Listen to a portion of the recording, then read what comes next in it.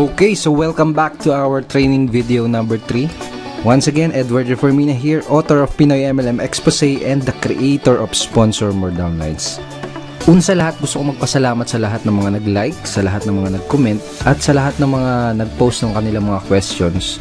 Thank you so much. So, I hope napanood mo na yung ating video training number 2. Dahil dun sa training video number 2, pinag-usapan natin yung mga common MLM myths na pinaniniwalaan ng mga Pinoy networkers na pumipigil sa kanila para magkaroon ng resulta at maging successful sa kanilang mga business. Tinuro ko din doon sa training video number 2 kung paano mo sasagutin yung top 3 most common MLM objections.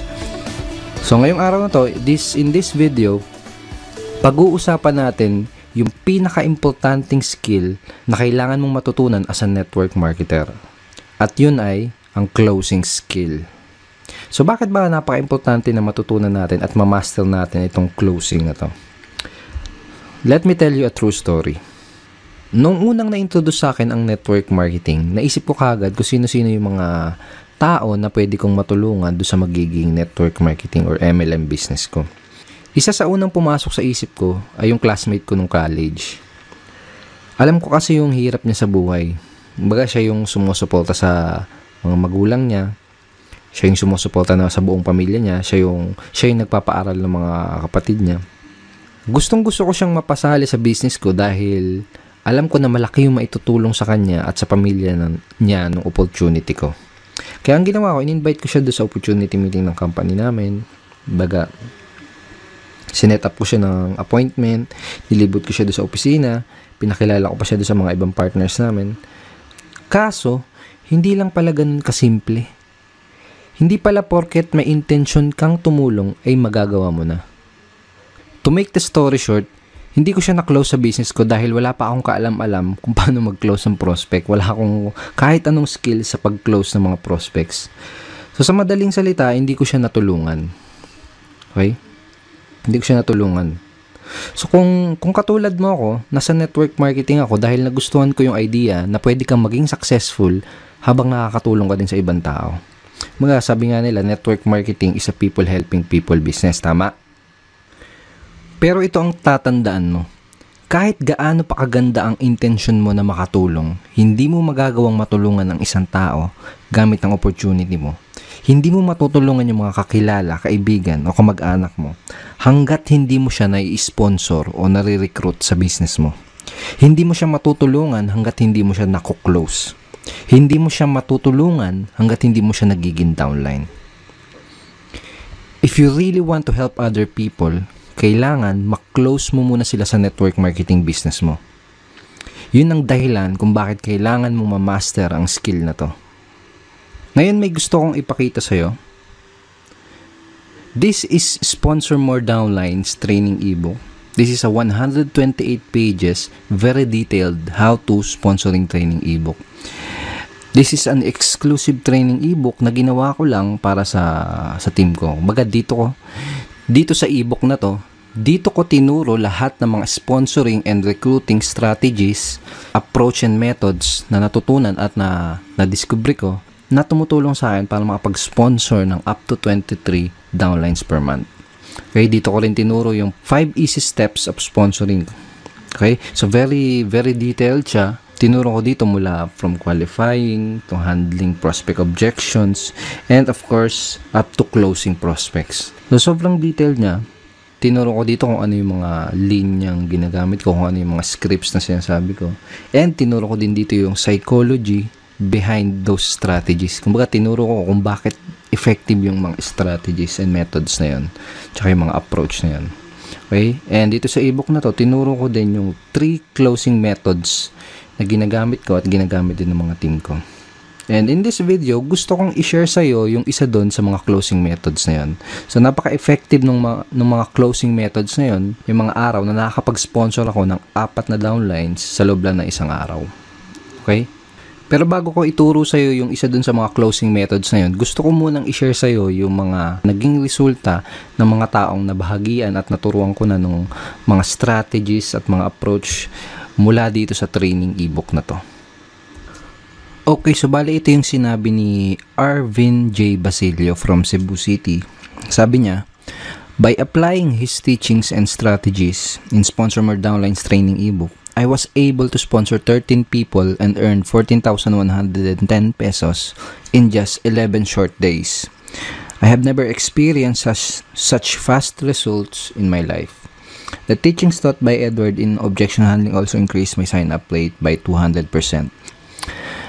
I became truly unstoppable in my business and I couldn't be more thankful. So yun sinabi ni Arvin J. Oh, thank you, bro.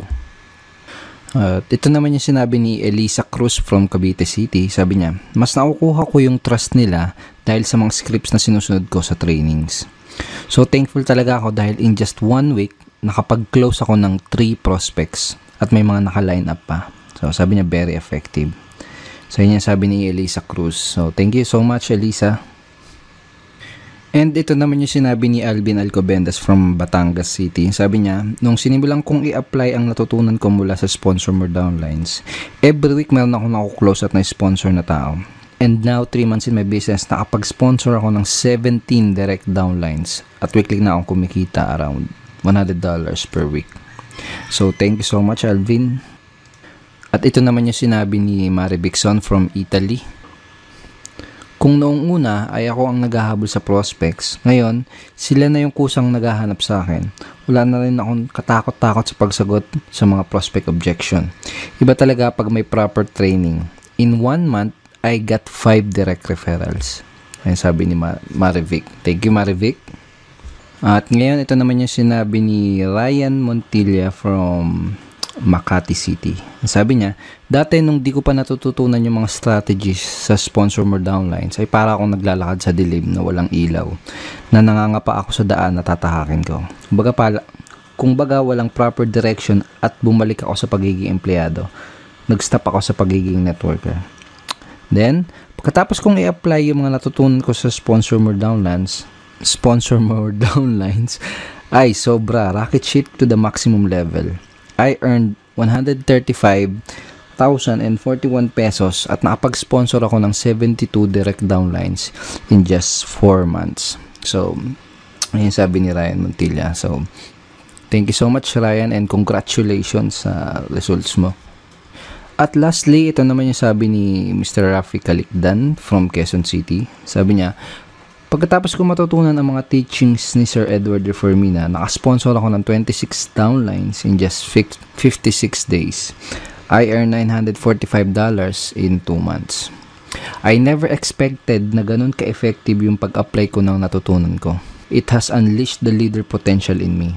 Ang leadership pala ay natututunan as long as you have the willingness, the proper knowledge, guidance, and training tool to help you grow your team tremendously. Ito pa sabi niya, lahat ng natutunan ko, pinasa ko sa downlines ko, and the training material is indeed very helpful and powerful.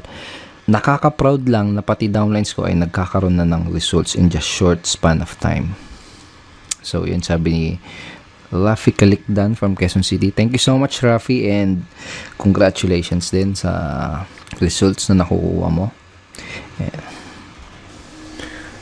Andito tayo ngayon sa loob ng Sponsor More Downlines training ebook. Dito tayo sa loob and papakita ko lang sa iyo saglit yung pinaka-content niya.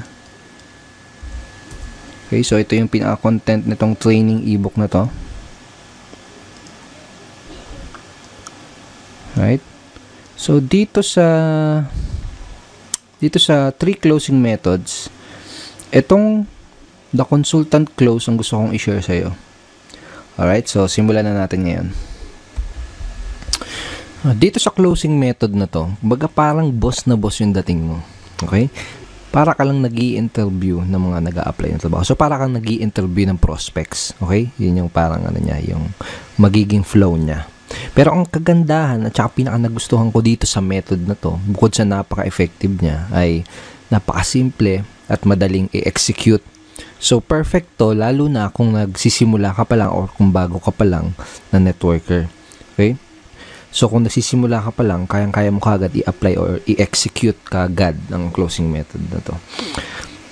Pero kung matagal ka na sa network marketing, well, that's much better. Actually, mas maganda yun kasi, kumbaga, solid na yung confidence mo for sure. Kumbaga, mas madideliver mo na tong method na to ng smoothly at mas, may execute mo siya ng mas maganda at mas maayos.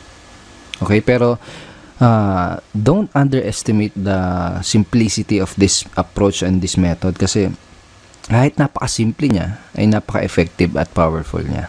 Okay? So, for example, napanood na ng prospect mo or nakita na ng prospect mo yung business opportunity presentation ng company nyo.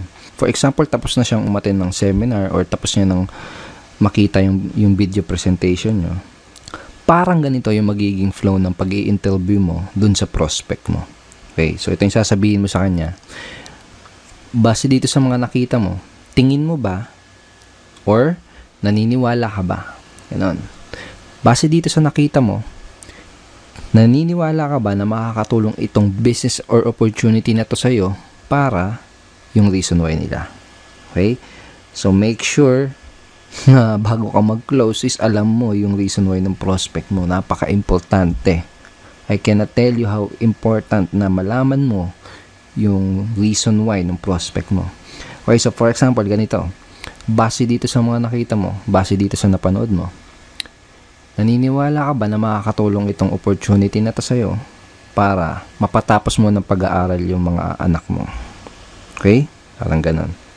Base dito sa mga napanood mo, tingin mo ba makakatulong itong business na to para matulungan mo yung asawa mo sa mga gastusin nyo sa bahay? Parang ganun.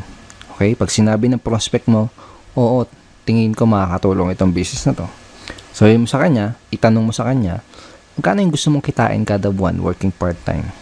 Or full-time, kung gusto niya ng full-time. Okay? So, for example, ito yung sinagot ng prospect mo, kahit siguro mga 20,000 lang muna na monthly income. Sabi mo, okay, that's good. Mga ilang oras kada araw o linggo ang pwede mong ilaan para sa business na to para ma-achieve mo yung 20,000 per month na income. Okay? So, sasagutin ka niya ng kung ilang oras. Sabihin natin, ang sinagot niya is mga 2 to 3 hours per day lang muna. Ganon. Sabihin natin, ganun yung sinagot niya. Ang next na sasabihin mo ay ito. Okay, sabihin natin na kumikita ka na ng 20,000 pesos na monthly income working 2 to 3 hours per day. Ano yung iba pang magiging benefit nun para sa'yo at sa family mo? Okay? So, using these lines, unti-unti nang kino-close ng prospect mo yung sarili niya doon sa business mo. Baga siya na yung mismo kasi nagsasabi ng mga benefit na makukuha niya doon sa opportunity mo, di ba? So, napaka-powerful talaga nito. Okay? So, ngayon, sabihin natin, sinagot niya na, oo, ito yung mga gandang magiging benefit niyan para sa akin. Tapos, ang tatanong mo sa kanya, pag nasabi niya na sa'yo yung mga benefit na makukuha niya sa opportunity, ito yung next na itatanong mo sa kanya. May mga gusto ko pa bang itanong bago ka magsimula? Okay? O kaya, ano yung mga questions na gusto mong masagot ko bago ka makapagsimula? Or, bago ka magsimula sa business na to, may gusto ka pa bang malaman? Okay? Kapag sinabi ng prospect mo na, kapag may mga remaining questions pa siya, ang goal mo is masagot lang yung mga question na yun. Okay? Ang goal naman kasi talaga natin is mabigay lahat ng mga kinakailangan na information para makagawa ng informed at sariling decision yung prospect natin. Okay? So, for example, may objection pa siyang natitira, kung may question pa siyang natitira, ang goal mo lang is masagot yun. So, make sure na napanood mo din yung video training number 2 natin dahil tinuro ko sa iyo yung mga dahil tinuro ko dun sa video training na yun kung paano masasagutin yung mga most common MLM objections. So, for example, sinabi na ng prospect mo na wala naman na, baga wala na siyang question. Ang magiging closing line mo ay ito. Okay?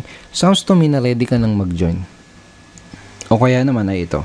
Mukhang handa ka nang magsimula. Tama ba? Kaya, mukhang handa ka nang magsimula sa business na to. Tama ba? Pag sinabi mo yun sa prospect mo, pakinggan mo kung ano yung isasagot nila. Kasi doon mo malalaman kung may mga tanong pa sila or kung may mga objections pa sila. Okay? Kung wala na silang tanong, ang sasabihin lang nila, parang ganito, oo, ready na ako. Or, paano ba magsimula? Okay? Kapag tinanong nila na ganun, kapag tinanong ka na nila kung paano ba magsisimula sa business mo, sabihin mo lang, okay, ganito yung next step na gagawin mo para makapagsimula ka na kaagad. Parang ganun.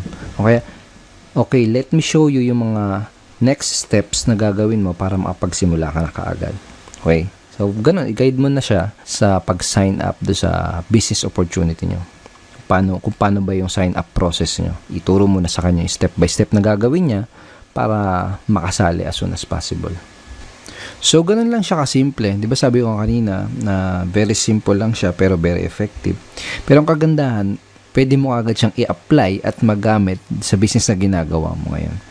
And may mga ibang nagtatanong, natanong nila sa akin, paano kung iba yung isagot nila doon sa itatanong ko. Okay, for example, tinanong ko to, tapos iba yun naman yung sinagot nila, hindi kagaya ng mga example na binigay ko. Well, to tell you honestly, hindi naman kasi importante yung mga script eh. Kaya ang importante is yung psychology sa likod ng kumbaga ano yung reason kung bakit mo tinatanong yung mga questions. Anong reason kung bakit mo sinasabi yung mga example scripts na to. For example, ganito yung next step na gagawin mo para makapagsimula ka na kagad. Basically, kapag sinabi mo yung ganito sa prospect mo, you are showing leadership. Kumbaga, tinuturuan mo siya, ginaguide mo siya. You're showing that you are a true leader. Napakita mo sa kanya na isa kang leader na kaya siyang i-guide sa proseso or do sa business. Parang ganun. Okay? Mas importante yung maintindihan mo o ma-internalize mo kung bakit mo sinasabi yung itong mga scripts na to. Okay? Kasi kapag naintindihan mo na ng maigi kung ano yung reason kung bakit mo sinasabi yung mga lines or script na yan, doon darating yung point na makakapag-improvise ka na ng mga sasabihin mo doon sa prospect na kinakausap mo. Okay, so ito yung consultant close method. Ito yung isa sa mga closing method na ginagamit ko para makapag-sponsor ng madaming downlines sa aking business. Okay? Ito yung isa sa mga closing method na tinuro ko dito sa loob ng Sponsor More Downlines training ebook. So, make sure na i-apply mo kaagad itong method na to sa business mo. Kung may kakausapin ka mamayang prospect, kung may kakausapin bukas, sa isang araw, make sure na gamitin mo kaagad itong mga lines na to para ma-practice mo kaagad, para masanay ka kaagad, para ma-internalize mo kaagad yung method, at para ikaw mismo makita mo din yung response at yung magiging resulta kapag ginamit mo tong closing method na to. So, I hope madami kang natutunan dito sa 3-part video training series natin, and I hope ay nag-enjoy ka sa panonood nitong 3 videos na to dahil ako mismo nag-enjoy ako sa paggawa nitong 3-part video training series na to para sa'yo. At ngayon, ang kailangan mo na lang gawin ay i-apply ang lahat ng mga natutunan mo mula dito sa training series natin. Pero syempre, hindi dito natatapos yung pag-aaral mo. Baga, hindi dito natatapos yung pag-educate mo sa sarili mo. Because network marketing is a continuous learning journey. Sabi nga nila, if you stop learning, you stop earning as well. So, dapat tuloy-tuloy. Dapat tuloy-tuloy yung pag-increase mo ng mga nalalaman mo. Dapat tuloy-tuloy yung pag-increase mo ng knowledge mo. At kapag ginawa mo yun, makakapag-acquire ka ng mga necessary skills. Mga skills na tutulong sa'yo para magka-resulta, para maging successful dyan sa business mo. Okay? So, may gusto akong ikwento sa'yo. Maiksing kwento lang to. And I'm sure may mapapulot kang magandang aral dito sa kwento na to. Pwede rin na narinig mo na to before, pero ito kwento ko pa din. Tungkol to sa isang lalaki na naglalakad sa kagubatan. So, naglalakad siya sa gubat. And habang naglalakad siya, may nakita siyang isang mangangahoy na nagpuputol ng puno. Okay? Nakita niya yung mga ngahoy na yun na pagod at hirap na sa pagputol ng puno. Tagaktak yung pawis at napapamura pa sa hirap yung mga ngahoy habang pinuputol niya yung puno. Ngayon, nagtaka yung lalaki na nakakita sa kanya doon sa mga ngahoy. Ginawa niya, tinanong niya yung lalaki. Sabi niya, anong problema kaibigan? Ang sagot ng mga ngahoy, mapurol kasi tong palakol na ginagamit ko. Kaya hindi ko maputol ng maayos tong puno. Ang sagot ng mga ngahoy. Sabi ng lalaki, bakit hindi mo hasain yung palakol mo? Ang sinagot sa kanya ng mga ngahoy, mahihinto kasi yung pagpuputol ko ng puno kapag ginawa ko yun. Mahihinto ako sa pagputol ng puno kapag hinasa ko tong palakol ko. Sagot ng mga ngahoy. Sabi ng lalaki, pero kung hahasain mo yung palakol mo, mas magiging mabilis at mas madali ang pagputol mo dyan sa punong yan. Ang sagot ng mga ngahoy, wala kasi akong panahon para huminto Habang mas lalo siyang napapagod doon sa ginagawa niya pagputol ng puno. Habang mas lalo siyang pinagpapawisan doon sa pagputol ng puno na yon. So, napailing na lang yung lalaki tapos naglakad na lang siya papaalis. Iniwan niya na lang yung mga ngahoy. Maraming mga networker ngayon ang kagaya ng mga ngahoy dun sa kwento. Karamihan ay hataw lang ng hataw. Araw-araw hataw lang ng hataw. Kahit pinagpapawisan na, kahit hirap na, kahit wala pa ding resulta. Hataw lang ng hataw, hataw lang ng hataw.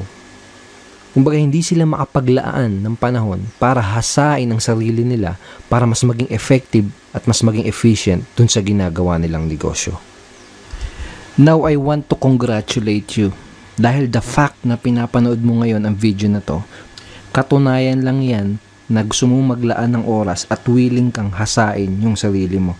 Willing kang hasain yung mga skill mo. Pinatunayan mo sa sarili mo na willing ka talagang maging successful. So, congratulations. Tama yung ginagawa mo. Pagpatuloy mo yan. Once again, thank you very much for watching our training video series. Kung nagustuhan mo ang video training series na to, make sure na mapanood mo yung video na ipapadala ko sa'yo bukas. Dahil dun sa video na yun, malalaman mo kung paano ka magkakaroon ng access sa Sponsor More Downlines training ebook.